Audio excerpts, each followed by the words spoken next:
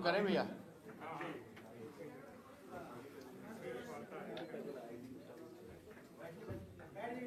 आइए आइए इधर आइए। ठीक ठीक।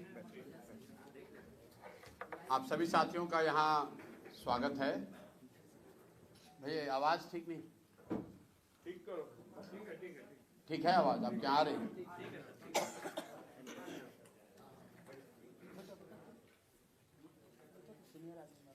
आप सभी साथियों का यहाँ स्वागत है। मैं करीब 2 साल के बाद आपके ज़िले में आ रहा हूँ। आपसे पहले 2 साल पहले आप लोगों से मुलाकात हुई थी। तो मेरे साथ डायस पे जो मेरे साथी बैठे हुए हैं, एक बार मैं उनका परिचय करा दूँ। राहुल जी हैं जो संगठन में वरीय पदाधिकारी हैं और यहाँ भेल्दी के मुखिया हैं। कन्हैया सिंह जी हैं जो पार्टी के कोर कमेटी के मेंबर हैं और भोजपुर जिला के प्रभारी भी हैं। राहुल जी महासचिव भी हैं पार्टी के। मेरे बगल में इनसे तो आप लोग का परिचय है ही, यहाँ के ज़िले के मुख्य प्रवक्ता हैं।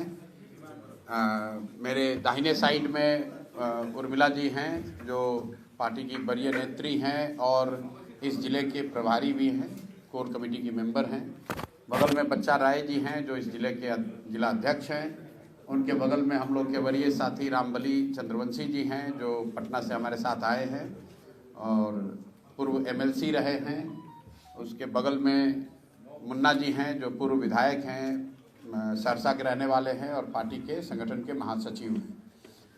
तो आज जैसा मैंने आपको बताया 2 साल के बाद यहाँ आने का अवसर मिला। मरौड़ा में एक छोटा सा कार्यक्रम था हम लोगों का और उसी के नज़रिए से मैं यहाँ पर आया हुआ हूँ और आप लोगों के सवाल लेने के लिए हम लोग सब डायस पर हैं। जिससे भी आप चाहें वो सवाल पूछ सकते हैं। ज़रूरी नहीं है कि आपके सारे सवाल हम ही से हों। जिन साथियों का मैंने परिचय कराया है आप उनसे भी सीधे सवाल पूछ सकते हैं। बहुत छपरा में आज आप आए हैं, पहली सभा आपने मरौरा में की है। क्या कहेंगे, किस तरह से चुनावी रणनीति को लेकर आप यहाँ चल रहे हैं? कुछ जनसुराज के अगले चुनाव को लेकर क्या रणनीति? नहीं, ऐसा है कि अभी तो हम लोगों ने मैंने पहले चरण में 2 साल की पदयात्रा की और पदयात्रा के बाद अभी हम लोग बिहार सत्याग्रह आश्रम पटना में चला रहे हैं। वहाँ पे वरीय साथियों का ऐसा सुझाव था पिछले कोर कमेटी की बैठक में कि सत्याग्रह आश्रम में रहने के साथ साथ मुझे कुछ संगठन जिला में अनुमंडल, जिसको आप लोग कहते हैं एडमिनिस्ट्रेटिव तौर पे जिसको अनुमंडल कहते हैं, उसको हम लोग संगठन जिला कहते हैं जनसुराज में, वहाँ पर भी आना चाहिए और कुछ पब्लिक जनता से संवाद होना चाहिए। उसी के तहत मैं पश्चिम चंपारण में मैं लौरिया में था, 2 दिन पहले मैं कल्याणपुर पूर्वी चंपारण में था और आज मरौड़ा में आया हूँ।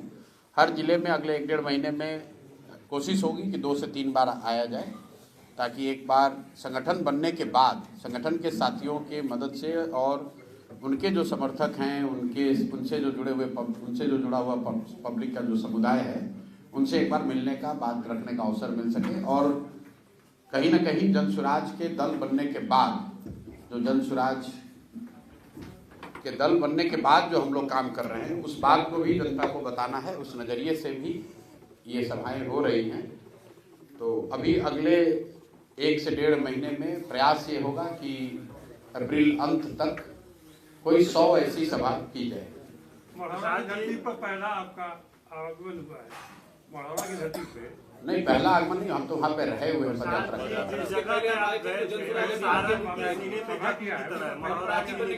यहाँ पे आपने सवाल इसके बारे में क्या कहना चाहिए? सारण के सीने पर तो छपरा शहर की जो दुर्दशा है वो भी जख्म है। यहाँ पर कभी न खत्म होने वाला जाम, यहाँ पर कभी न पूरी होने वाली ओवरब्रिज की परियोजनाएं, वो सब जख्म है। मरौड़ा भी जख्म है। मरौड़ा में मैं पहली बार नहीं आया हूँ। उस मरौड़ा चीनी मिल में मैं 3 दिन तक कैंप लगा के रहा हूँ। तो मैं उस एरिया में रहा हूँ, ऐसा नहीं है कि मैं पहली बार आ रहा हूँ। उसके बाद जहाँ हम लोग इफ्तार के लिए गए थे उस मैदान में भी मैं कैंप लगा के रहा हूँ। छपरा में कोई 40 दिन तक मैं रहा हूँ। तो ये जगह नया नहीं है, यहाँ के विषय नए नहीं है। नया ये है, संदर्भ नया है। उस समय मैं पदयात्रा कर रहा था, अभी मैं जनसुराज दल की ओर से आया हूँ। पार्टी के साथी सदस्यों का ऐसा मानना है कि मुझे आना चाहिए, फिर से संवाद दल के तौर पर स्थापित करना चाहिए, इसलिए आए हुए हैं। जहाँ तक मरौड़ा चीनी मिल की बात है तो जो पब्लिक को कह रहे हैं वही आपसे भी कहेंगे कि चीनी मिल चालू बंद किसने कराया? लालू जी के रिजीम में बंद हुआ। और चालू कराने का वादा किसने किया? वो नीतीश और मोदी जी ने किया।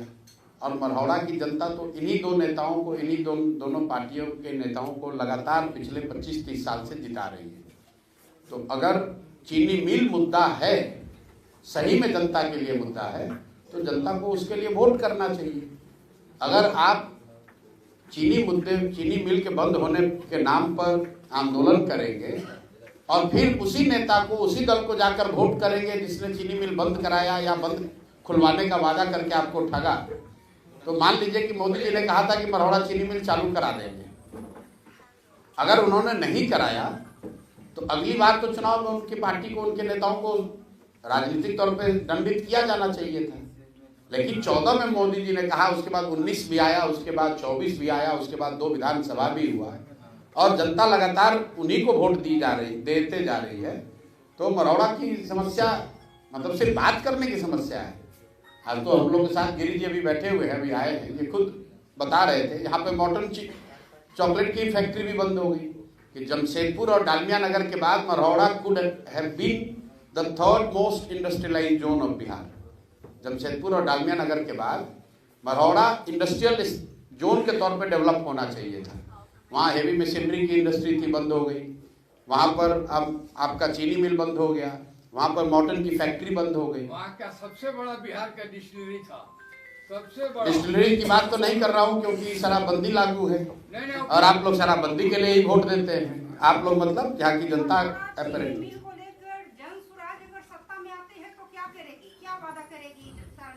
कोई ऐसा वादा नहीं करेंगे जो आप वादा सुनते रहे हैं। हम लोग एक किसी पर्टिकुलर चीनी मिल के चालू करने को लेकर कोई मैं वादा नहीं कर सकता हूं, क्योंकि इस तरह का वादा जो भी करता है वो बिना सोचे समझे करता है।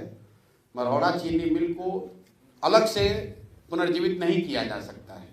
जब तक बिहार में इंडस्ट्रियल पॉलिसी को नहीं सुधारा जाएगा, चीनी मिलों को फिर से पुनर्जीवित करने का एक राज्यव्यापी कार्यक्रम नहीं होगा, तब तक एक मरहौड़ा के चीनी मिल को सुधारा जा सकता है, बनाया जा सकता है, ऐसा नहीं संभव है। बगल में पूर्वी चंपारण में मोदी जी आकर बोले कि भैया ये चीनी मिल चालू कराकर इससे चाय पिएंगे तभी वोट मांगने आएंगे, वो भी चीनी मिल बंद है। बंद क्या है, उसकी 1-1 इंच जमीन बिक गई और खरीदने वाले नेता कौन है वो भी जाके देख लीजिए। ज्यादातर भाजपा के नेताओं ने ही उसको खरीदा है, कैमरे पर बोल रहा हूं। कहां मुद्दा है? और वहीं के लोग 7वीं बार भाजपा के सांसद को जिताए हैं।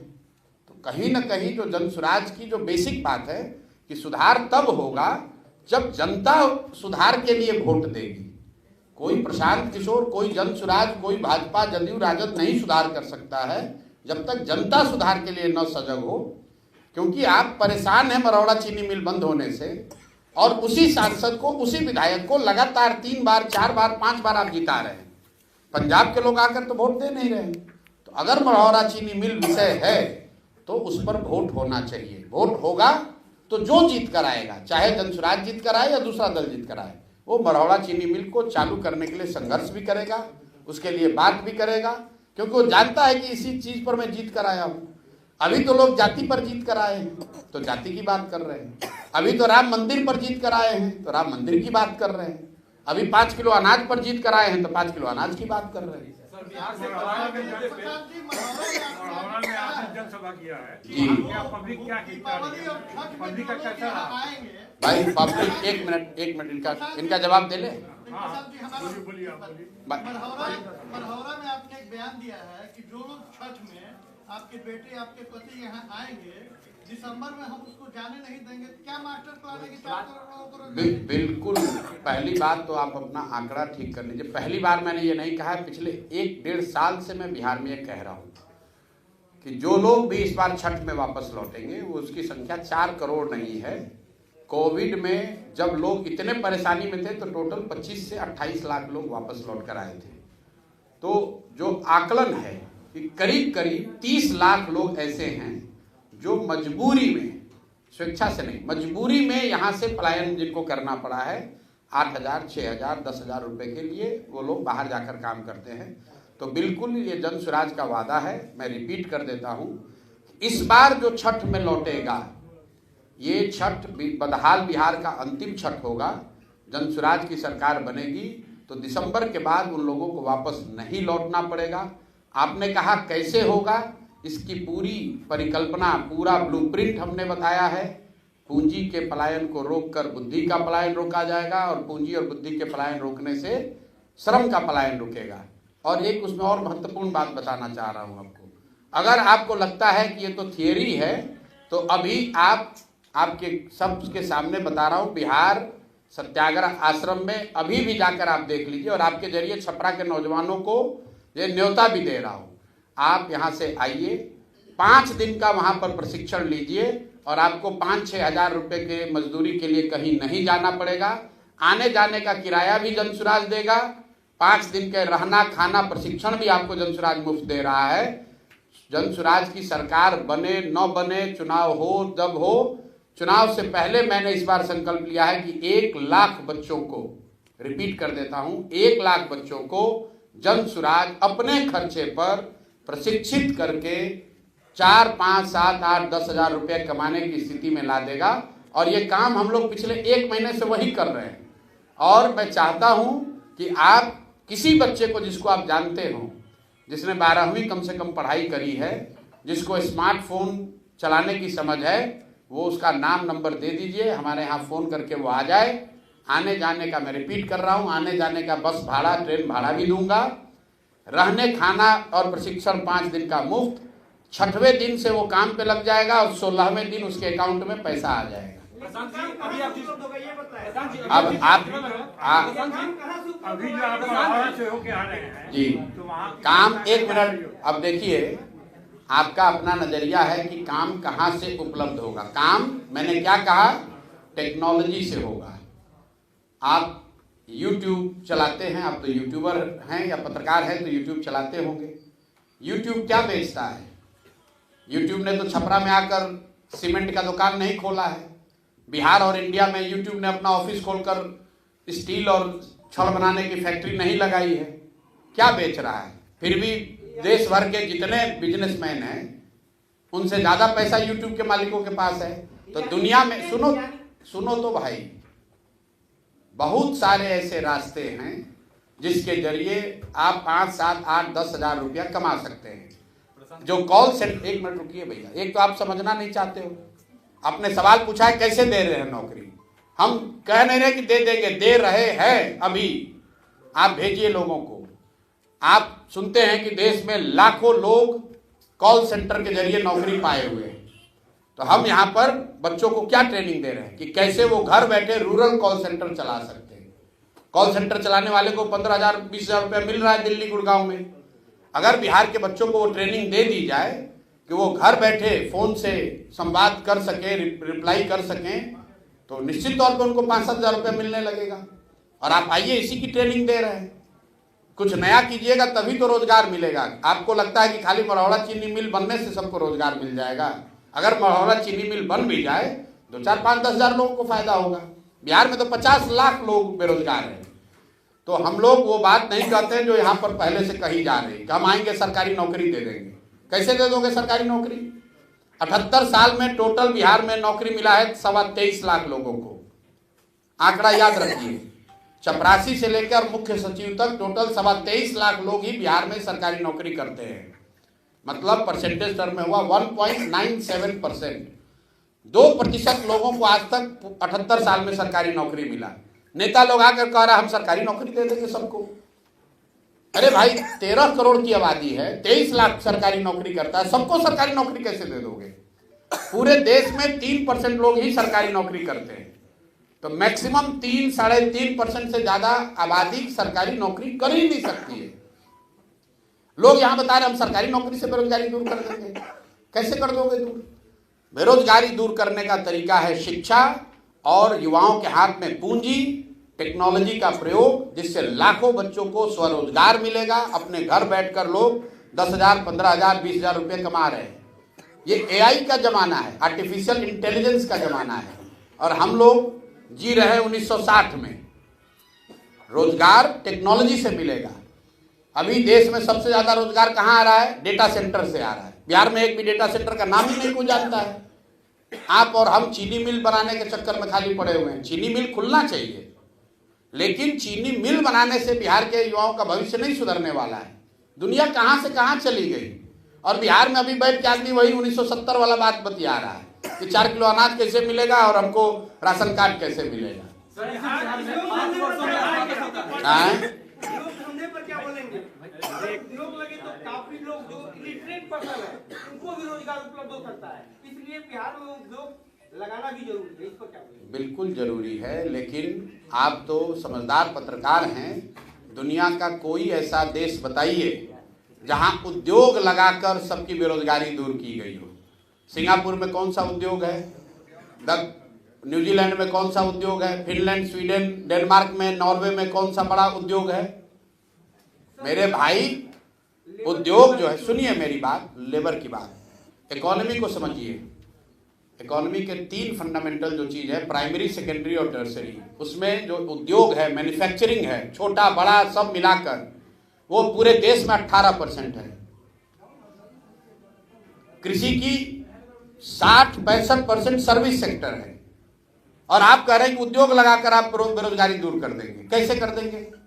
पूरी इकोनॉमी में सर्विस सेक्टर 65% है और 35 में कृषि और उद्योग दोनों शामिल है, छोटे बड़े सब मिलाकर। तो निश्चित तौर पर उसमें तरक्की होनी चाहिए, लेकिन सिर्फ मैन्युफैक्चरिंग के जरिए आप न देश में न बिहार में बेरोजगारी दूर नहीं कर सकते हैं। सर्विस सेक्टर में नौकरी है, सर्विस सेक्टर में तरक्की है, तरक्की वहीं से आएगी। अगर होटल बन रहा है उसमें 50 लोगों को नौकरी मिली है, उसमें रिसेप्शन पे कोई बैठा है। अगर यहाँ 50 रेस्टोरेंट है तो उसमें 200 लोगों को नौकरी मिली है। अगर यहाँ 1000 टैक्सी चल रही है उसमें लोगों को नौकरी मिलेगी। सिर्फ फैक्ट्री बनाकर मजदूर लगाने से पूरे बिहार को नौकरी नहीं मिल सकती, वो एक छोटा पहलू है। इकोनॉमी में मैन्युफैक्चरिंग सेक्टर का रोल मुश्किल से 20% है, मतलब 1/5 है, और उससे आप 100% लोगों को नौकरी नहीं दे सकते। जैसे सरकारी नौकरी से 2% से ज्यादा लोगों को रोजगार नहीं दिया जा सकता है, वैसे ही पूरी आबादी का 20 या 25% से ज्यादा लोग मैन्युफैक्चरिंग से, चाहे छोटा उद्योग हो या बड़ा उद्योग हो, उससे उसको पूरा रोजगार नहीं मिल सकता है। जब तक तीनों पहलू, कृषि, इंडस्ट्री और सर्विस सेक्टर, तीनों में तरक्की नहीं होगी, तीनों के बारे में प्लान नहीं किया जाएगा, तब तक बिहार में बेरोजगारी खत्म होने वाली नहीं है। बॉटम में है, उसको टॉप में ले जाने के लिए क्या प्लान है? क्या किसका बॉटम में है? हर एक चीज में, शिक्षा में भी देख सकते हैं। बॉटम में है तो उसको टॉप में ले जाने का पहला प्लान ये है कि जो लोग बॉटम में हैं, हम और आप बिहार के लोग, पहले ये एक्सेप्ट करें, रियलाइज करें कि हम लोग भैया सबसे पीछे और गरीब हैं। क्यों गरीब हैं उसका मतलब समझें कि गरीबी बात करने से दूर नहीं होगी, गरीबी सही तरीके से वोट देने से दूर होगी। वोट उसको दीजिए जिसकी समझदारी हो, अगर वो, और जिसको भी दीजिए उसको 5 बरस के लिए चुनिए, जीवन भर की बंधुआ मजदूरी मत कीजिए। किसी को मौका 5 बरस ही मिलना चाहिए। 5 बरस में अगर वो दल, वो नेता काम नहीं करता है तो उसको पलट के दूसरे ओर कीजिए। दक्षिण के जो राज्य जहां पर तरक्की हो रही है, कर्नाटक, तमिलनाडु, केरल, तेलंगाना और आंध्र प्रदेश, जिन राज्यों में करीब करीब 1/3 जीडीपी अब पूरे देश का सिर्फ इन 5 राज्यों में है, इन राज्यों में पिछले 78 साल में कोई व्यक्ति 10 साल से ज्यादा मुख्यमंत्री नहीं बना है। क्यों? क्योंकि जनता वहां पर डिमांड कर रही है कि भाई तुमने जो काम किया तुमसे हमको अच्छा चाहिए। अगर आप कल जनसुराज को चुन देंगे और जनसुराज वालों को ही लगातार वोट देते रहेंगे तो जनसुराज वाले भी काम नहीं करेंगे। सबसे पहले तरक्की तब होगी जब जनता अपना अधिकार समझेगी और नेताओं में, दलों में ये डर होगा कि हम काम नहीं करेंगे तो जनता हमको हटाएगी। अभी तो जनता हटाएगी इसकी चिंता ही नहीं है। नेता जो है वो ये सोचता है कितना यादव है, कितना भूमिहार है, कितना पंडित है, वो देख ही नहीं रहा है कि कितना फैक्ट्री खोले, कितना स्कूल खोले, कितना सड़क बनाए। चुनाव लड़ने के लिए उसको मालूम है लोग जाति पर वोट देंगे, तो वो स्कूल की चिंता क्यों करे, फैक्ट्री की चिंता क्यों करे। मैं आपको बता रहा हूं कि मरौड़ा चीनी मिला बता रहे हैं कि बहुत बड़ा जख्म है, और आप लोग, सब लोग, हम लोग मिलकर, जो लोग मरौड़ा चीनी मिल को बंद कराए उनको वोट दे रहे हैं, जो लोग मरौड़ा चीनी मिल खोलने का गलत वादा किए उन्हीं को वोट किए जा रहे हैं। तो कैसे सुधार होगा? सर एक मिनट, सर आपने कहा कि हम सोशल मीडिया के हमने कहा एक बात और कि डायस पे इतने लोग बैठे हैं, सबसे बड़े ज्ञानी हम ही नहीं है। आप सब सवाल कुछ इनसे भी पूछिए। आपने बोला कि सोशल मीडिया के जरिए बच्चों को जॉब देंगे। सोशल मीडिया नहीं, टेक्नोलॉजी। आज से 1-1.5 साल पहले आपका आईटी टीम यही काम फोन करके यूट्यूब चलाते हैं वादा करते थे कि हम ऐसे करेंगे, ऐसे सिखाएंगे, आप अच्छे कमाई कर सकते थे यूट्यूबर से। उसके बाद बच्चों का बहुत कि हम कोई खराबी हुआ, कोई प्रॉब्लम, हम आपके संभालने के लिए हैं, पेज ठीक कर दिया जाएगा। आपके सामने प्रूफ है, मेरा पेज 3 पेज खराब हुआ, इसका नुकसान लगभग 8 से 10 महीने में लगभग 17-18 लाख रुपया मेरा बर्बाद हुआ। आप उसके बाद हमारे वजह से आपका 17-18 लाख नुकसान हो गया। आपकी आईटी टीम ने कहा, मैं प्रूफ दे सकता हूँ। अच्छा, आप अलग से आके मिलिए। अगर आप 17-18 लाख रुपए कमा रहे थे, अभी भी कमाते हैं सर, 17-18 लाख, तो चलिए कम से कम आप मेरे इस बात को तो प्रमाणित कर रहे हैं कि सुनिए ना, कि YouTube के जरिए या टेक्नोलॉजी के जरिए 17-18 लाख रुपया भी कमाया जा सकता है। आप तो हमारी बात कह रहे हैं। आपके साथ किसने क्या धोखा कर दिया, अभी कैमरे के बाद यहाँ बैठिएगा, अगर कोई धोखा किया होगा तो हरजाना हमसे ले लीजिएगा। चलिए, लेकिन मुझे खुशी है कि बिहार के युवा होने के नाते आपने ये समझ बनाई है कि टेक्नोलॉजी के माध्यम से लाखों रुपया कमाया जा सकता है। उसके लिए हरियाणा में जाकर, गुजरात में जाकर किसी फैक्ट्री में 8-10 हज़ार रुपए की मजदूरी नहीं करनी पड़ेगी। और अगर आप कर सकते हैं तो बहुत सारे लड़के कर सकते हैं। आपका क्या मसला है उस पर अलग से बात कर लेंगे। लगातार बात आप कर रहे हैं कि बिहार में रोजगार मिले, आपकी पार्टी में भी तमाम नेता हैं कि आपका दल भी आगे जो आने वाले प्रत्याशी हैं उस पर किस तरह के प्रत्याशी पर दाव लगाने वाला है, ऐसा कुछ मतलब कैटेगरी क्या होगा? मतलब कि हम नेताओं का चुनाव करेंगे, उनको रोजगार थोड़ी ना दे रहे हैं। लोग तो पहले से रोजगार वाले लोग हैं। मतलब आप क्या कर रहे हैं कि ऐसे लोगों को एमएलए बनाए जो एमएलए रोजगार के लिए पा रहा है। युवाओं, देखिए युवाओं की जो यहाँ तक भागीदारी का सवाल है, निश्चित तौर पर एक बहुत बड़ी संख्या में युवा आपको जनसुराज के टिकट पर लड़ते हुए नजर आएंगे। लेकिन जनसुराज का क्राइटेरिया ये नहीं है कि आप युवा हैं इसलिए आपको टिकट मिल जाएगा। अगर आप सही व्यक्ति हैं, समाज में आपकी पकड़ है, समाज के लोग आपको चाहते हैं, तो आप युवा हो या बुजुर्ग आपको टिकट मिलेगा। लेकिन स्वाभाविक तौर पर चूंकि हम लोगों ने कहा है कि ज्यादातर उम्मीदवार, मैं कह सकता हूं कि 2/3 से ज्यादा उम्मीदवार ऐसे लोग होंगे जो नए चेहरे होंगे, तो उसमें युवा भी बड़ी संख्या में होगा। भाई देखिए, एक मिनट इनका पहले जवाब देंगे। मेरे से सवाल ये पूछा गया कि आप चुनाव कहाँ लड़ेंगे, क्या आप चुनाव लड़ेंगे। मैंने कहा कि अभी तक मैं चुनाव नहीं लड़ूंगा, यही निर्णय है। लेकिन मैं दल से ऊपर नहीं हूं। दल ने अगर निर्णय ले लिया तो जो दल निर्णय करेगा वो करूंगा। अगर दल ने निर्णय लिया कि मुझे राघोपुर से लड़ना है तो राघोपुर से भी लड़ूंगा। दल ने निर्णय लिया कि हरनौत से लड़ना है तो हरनौत से लड़ेंगे। जो भी दल से निर्णय होगा वो उसको मुझे मान्य, वो मेरे लिए मान्य होगा। प्रशांत जी, आप लगातार बिहार में जाति आधारित राजनीति पर चोट करते हैं, लेकिन उपचुनाव में आपने भरपूर चोट की, लेकिन कोई अच्छे नतीजे जनसुराज के लिए नहीं है। अभी भी आप इस बात को दोहराया है आपने कि बिहार की जनता जाति पाति के आधार पर वोट करती है। तो ऐसे में जो कमिंग इलेक्शन है, इसके लिए आपकी पार्टी की राजनीति में कोई बदलाव आया है? मैंने ये नहीं कहा कि आपने बात को ध्यान से सुना नहीं। हमने ये नहीं कहा कि बिहार की जनता जाति पाति पर वोट करती है। मैंने ये कहा कि अगर जाति पर वोट करोगे तो आपको विकास नहीं मिलेगा। मैं रोज कहता हूं कि बहुत सारे लोग आपके छपरा में, बहुत सारे लोगों ने लोकसभा में मोदी जी के नाम पर वोट दिया है। मोदी जी के जाति के लोग तो नहीं रहते हैं छपरा में। तो मैं ये नहीं मानता हूं कि हर व्यक्ति जाति पर वोट देता है। लेकिन आप जाति के लिए वोट दें या 5 किलो अनाज के लिए वोट दें या मंदिर के लिए वोट दें या हिंदू मुसलमान के नाम पर वोट दें, जिस चीज के लिए वोट देंगे वो चीज आपको मिलेगी। ये बात जनसुराज बता रहे हैं, हम लोग बता रहे हैं कि आप अपने बच्चों के पढ़ाई रोजगार के लिए वोट दीजिए, वो भी आपको मिलेगा। रह गई बात, आपने कहा उपचुनाव की, तो 2-3 बात आप समझ लीजिए। उपचुनाव में जनरली अक्रॉस इंडिया पिछले 75 साल में देख लीजिए 90% केस में जो रूलिंग पार्टी है वही जीतती है। दूसरी बात, जो परिणाम आए वो निश्चित तौर पर हम लोग के आशा के अनुरूप नहीं थे। मैं उससे कोई एक्सक्यूज नहीं करता हूं। लेकिन 10 दिन पुरानी पार्टी, हम लोग को 1 नवंबर को सिंबल मिला है, 31 अक्टूबर को, 10 दिन के बाद चुनाव हुआ और हम लोग को 10% वोट आया है। जदयू यहाँ पर 30 साल से तो राज कर रहे हैं, 18-20 साल से तो नीतीश बाबू मुख्यमंत्री हैं। जदयू जब अकेले लड़ी थी तो उनको 16% वोट आया था। पिछले बार भाजपा को 19.6% वोट आया है बिहार में। तो 10 दिन पुरानी पार्टी को 10% वोट आया है, वो इतना भी बुरा नहीं है। 10% वोट अगर किसी दूसरे दल को आता तो आप लोग कहते कि भैया 21 गठबंधन में जाएंगे, इनको कितना सीट मिलेगा। लेकिन मुझे खुशी है कि आपकी और हम लोग की खुद की भी अपेक्षा, हम लोगों ने बार हायर सेट किया है। हम लोग 10% 15% वोट लेने नहीं आए हैं, हम लोग बिहार जीतने भी नहीं आए हैं, हम लोग बिहार को सुधारने का लक्ष्य लेकर आए हैं। तो हम लोग को और मेहनत करने की जरूरत है। और आपने उपचुनाव के बाद जो एमएलसी का चुनाव हुआ वो नहीं देखा, जहां आपको 22% वोट हम लोग को मिला, जीते वहां भी नहीं।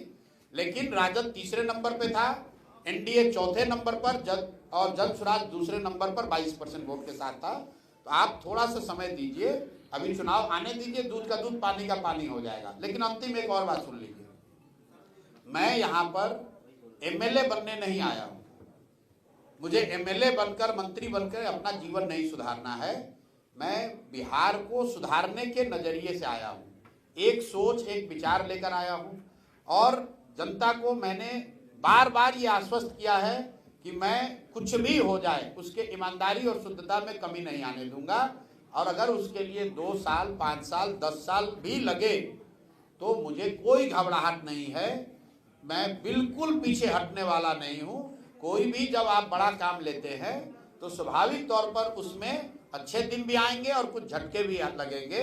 लेकिन आज जनसुराज इतनी बड़ी ताकत है, इतनी बड़ी ताकत है कि कोई भी दल बिना जनसुराज की बात किए हुए अपने चुनाव की परिकल्पना नहीं कर सकता है, ये आपको भी मालूम है। बिहार में बेरोजगारी बहुत सारी है। सारण में 10 विधानसभा है और 10 विधानसभा और इसमें अन्य पार्टी जातीय समीकरण के आधार पर टिकट देती है, क्या जनसुराज भी जातीय समीकरण के आधार पर टिकट देगी क्या? भाई जनसुराज जिसको भी टिकट देगा वो व्यक्ति किसी न किसी जाति का तो होगा ही। भाई जनसुराज ऐसे व्यक्ति को तो आप हमें बता दीजिए कौन सा आदमी है जो किसी जाति में पैदा ही नहीं हुआ हो। भाई हम किसी जाति के आदमी को तो टिकट, किसी को टिकट देंगे वो किसी जाति का होगा। तो कल आप कहिएगा कि ये भी तो जाति देखकर वोट दे, टिकट दे दिए। टिकट देने का जो पैमाना है, टिकट देने का पैमाना है कि जिसको भी यहाँ के लोग, स्थानीय लोग उस विधानसभा के और जनसुराज से जुड़े हुए लोग, जो हम लोग का पैमाना है उस पर जो सही व्यक्ति पाया जाएगा, हम लोग की कोशिश होगी कि टिकट उसी को दें। लेकिन अगर 10 लोगों को टिकट मिलेगा तो निश्चित तौर पर उसमें 7-8 जातियां होंगी, क्योंकि 10 आदमी जाति विहीन तो कोई है नहीं। आप मुझे बता दीजिए छपरा में कौन ऐसा आदमी है जिसकी जाति नहीं है, उसी को टिकट दे देते हैं। भाई किसी न किसी जाति का तो होगा ही। अब जब हम देंगे किसी को टिकट और उसकी जाति मान लीजिए कि यादव की, तो आप कहेंगे कि आप भी यादव देखकर वोट टिकट दे रहे हैं। हम व्यक्ति और उसका चरित्र देखकर ही टिकट देंगे या दल देगा। निश्चित तौर पर जिसको टिकट मिलेगा वो किसी जाति का होगा। तो समीकरण आप पीछे समझ लीजिएगा।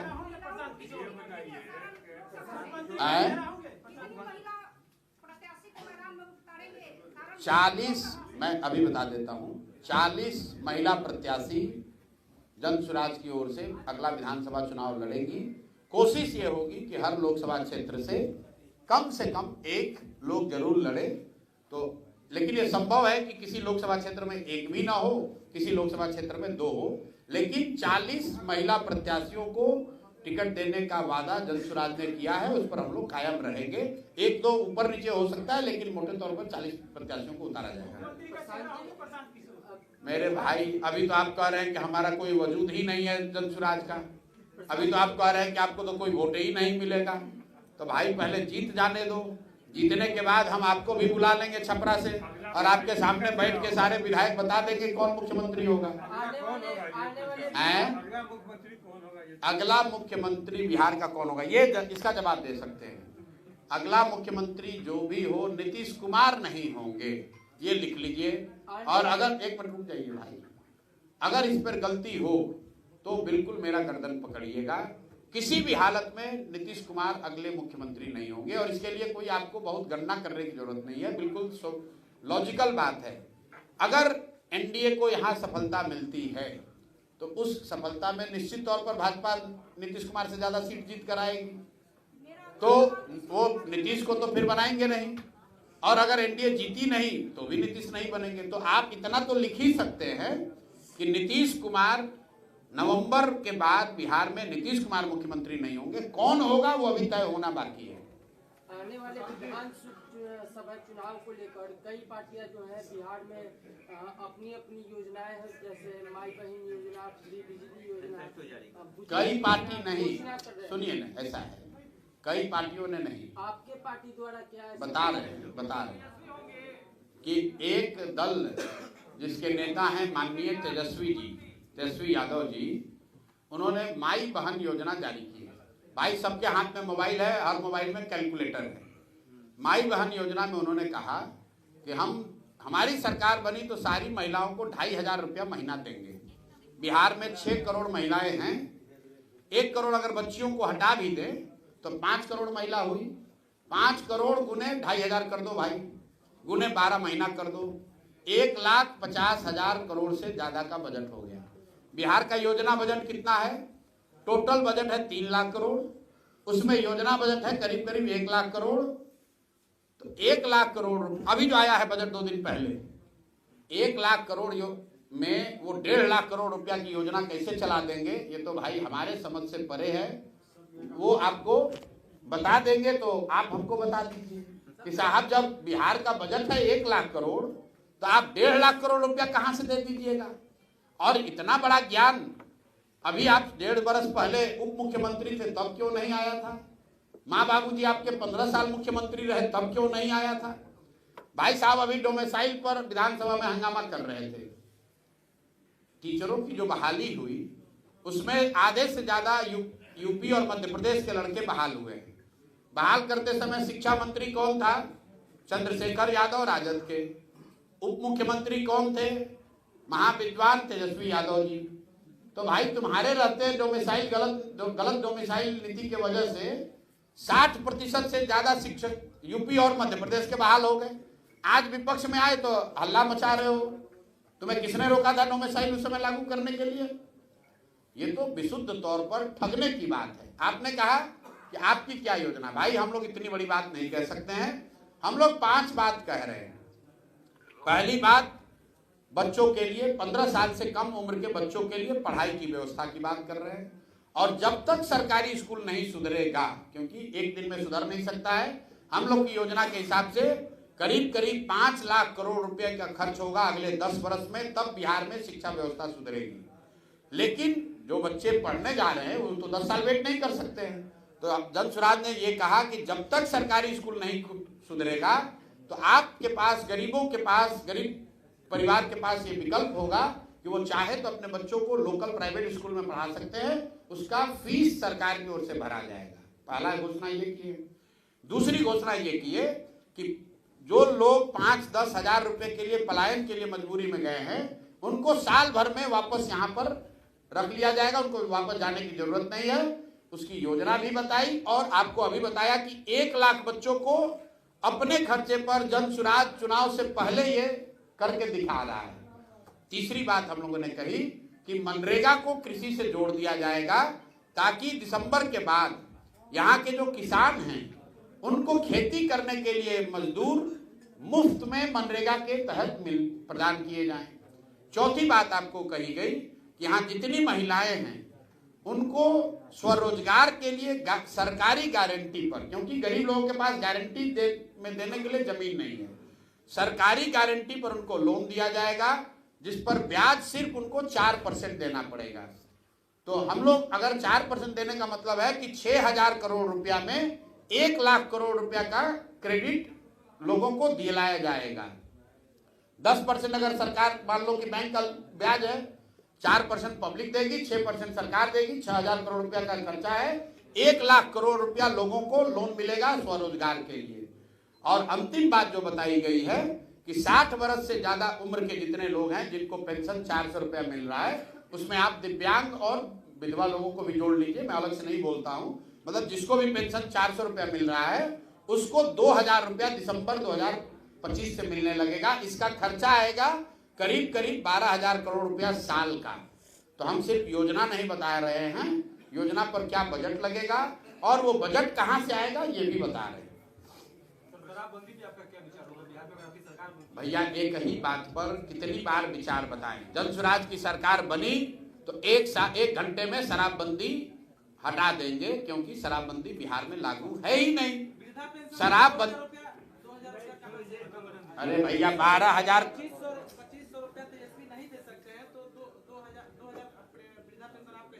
मेरे भाई कौन से क्लास में आप गणित पढ़े हैं? यहाँ पर मैंने आपको गणित बताया कि महिलाओं को 2,500 रुपए देने का मतलब है 6 करोड़ महिलाओं को 5 करोड़ महिलाओं को देना पड़ेगा। 60 वर्ष से ज्यादा उम्र के कितने लोग रहते हैं बिहार में? 60 वर्ष से ज्यादा उम्र के कितने लोग रहते हैं बिहार में? 1 करोड़ से कम। तो दोनों में फर्क आपको नहीं समझ में आ रहा है भाई साहब? प्रसाद जी, मेरा सवाल है कि एक छपरा से रिलेटेड सवाल जी आप हाईलाइट कर दीजिए। छपरा से पटना इंटरसिटी ट्रेन नहीं है, जिसके कारण आप लोगों को काफी दिक्कत होती है। तमाम मीडिया मौजूद है, आप इसको हाईलाइट। मेरे भाई जो इंटरसिटी नहीं चल रही है तो अपने माननीय सांसद जी जो भाजपा के बड़े नेता हैं, आपके वोट और आपके आशीर्वाद से बार बार जीत रहे हैं, उन्हीं की दिल्ली में सरकार है। उनसे आग्रह कर रहा हूं भाई कि आपकी सरकार ने गुजरात में 1 लाख करोड़ रुपया हम लोग के नाम पर लोन लेकर बुलेट ट्रेन बनाने का प्रयोजन किया है। तो माननीय मोदी जी से मिल लीजिए और मिलकर एक इंटरसिटी अपने क्षेत्र के लिए भी जारी करा दीजिए। और अश्विनी वैष्णव जी से भी व्यक्तिगत आग्रह कर रहा हूं आपके माध्यम से कि भाई छपरा के लोगों को, सांसद की बात सुनिए मत सुनिए, छपरा के लोगों पर इतना मदद कीजिए, इन लोगों के लिए एक इंटरसिटी यहाँ शुरू करा दीजिए।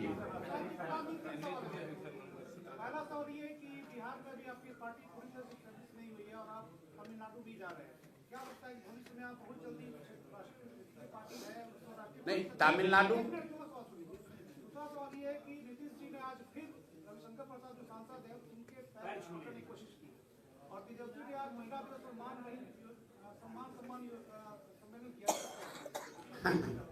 भैया देखिए, जहाँ तक माननीय मुख्यमंत्री जी के सवाल है तो ये चीज कोई हमारे कहने की बात नहीं है। मैं ज्यादातर लोगों पे व्यक्तिगत कोई आरोप आक्षेप नहीं लगाता हूँ, लेकिन नीतीश जी की मानसिक हालत अच्छी नहीं है, ये बात हमने नहीं कही। सबसे पहले नवंबर 2023 में ये बात सुशील कुमार मोदी जी ने कही विधानसभा के सामने खड़े होकर कि नीतीश जी को लगता है मानसिक कोई गंभीर बीमारी है। उसके बाद यहाँ तेजस्वी जी ने भी कहा, कई बड़े नेताओं ने कहा, और पिछले कई महीनों से बिहार में ये चर्चा आम है। तो हमने ये मांग करी कि नीतीश जी की जो मानसिक स्थिति है उस पर मेडिकल जांच होकर एक बुलेटिन अगर सरकार जारी कर दे तो ये चर्चा जो आम है ये खत्म हो जाएगी। खैर सरकार तो बात मानेगी नहीं। तो मैंने कैमरे पर भी कहा है कि नीतीश जी फिजिकली टायर्ड और मेंटली रिटायर्ड होने की स्थिति में हैं।